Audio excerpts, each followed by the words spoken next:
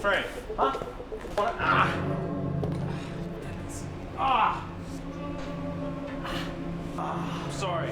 No, I didn't mean to do that. I wasn't paying attention. I'm sorry.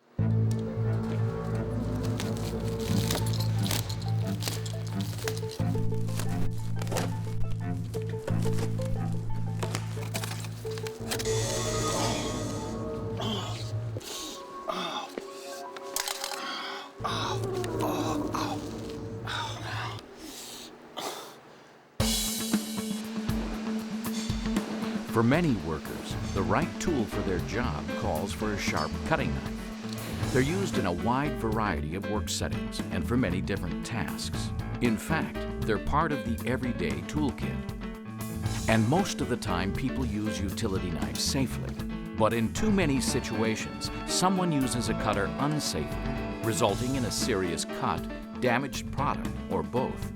Cuts can be severe and painful, often requiring stitches, substantial medical treatment, and therapy. And damaged product accounts for millions of dollars in losses every year. This loss can affect everyone in a company because it can decrease the profitability of a company. So, why do these mishaps occur? One reason is that we don't give utility knives the respect they deserve. I know how to use a knife. What more do I need to know?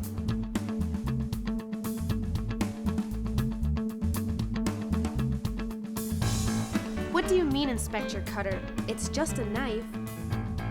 And that attitude can lead to simple mistakes and serious mishaps. So, let's take a closer look at the mishaps we saw earlier. We're going to identify some common causes of cutter mishaps.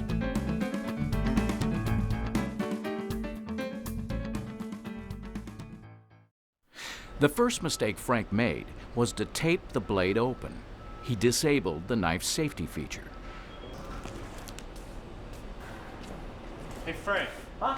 Next, he took his attention off his work and had his hand in the path of the cutter. What's going on? Ah! Ah! The right way? First of all, don't disable safety features of a cutter.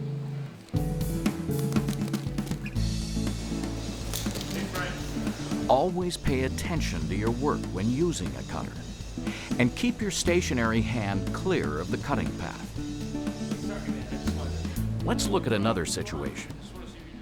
This trail of mistakes began when Julie grabbed the cutter without inspecting it. So she didn't notice that the cutter was poorly maintained and had a dull blade. Add to that the problem of trying to cut the box on an unstable work surface.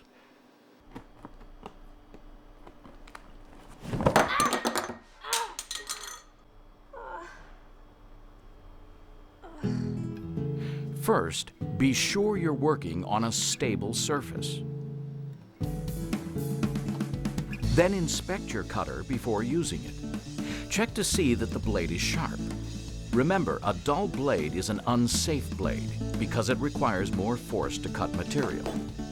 If the blade is dull or damaged, carefully remove it and make sure it's properly disposed of. Don't just throw the blade in a trash can, because the person changing the trash could get a serious cut. Be sure the cutter is well maintained, operates smoothly, and isn't damaged. The cutter handle should be free of oil or residue that could affect your grip. If your facility uses different kinds of knives, be sure to follow the manufacturer's instructions for each specific cutter. This was clearly a case of the wrong tool for the job.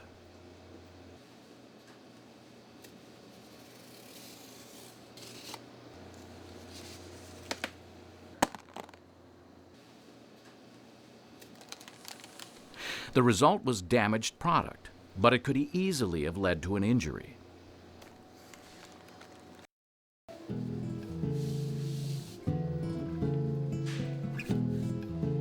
Using the right tool for the job will help protect your safety and prevent damage to products. And when using the right tool, make sure the blade is set to the correct depth so it won't damage product or increase the chance of injury.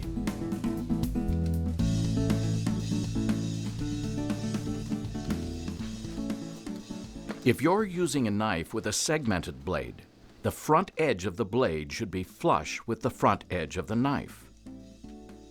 Cutters are misused in a variety of ways, like using them as screwdrivers or to drill through materials. And don't force a cut by hitting the cutter with a hammer or other object. Using a cutter for something other than what it's designed for will just get you in trouble. For example, this person was hacking and chopping at the wrapping.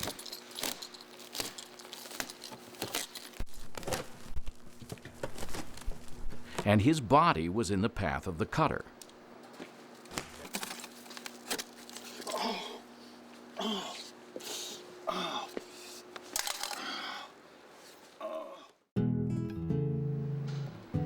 For your own safety, use your cutter as a cutter.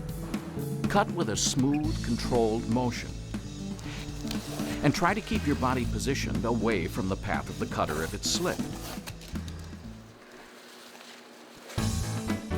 Safety cutters are important, widely used tools. Making safety the #1 priority while using this tool will help ensure that you'll receive many years of reliable, safe performance.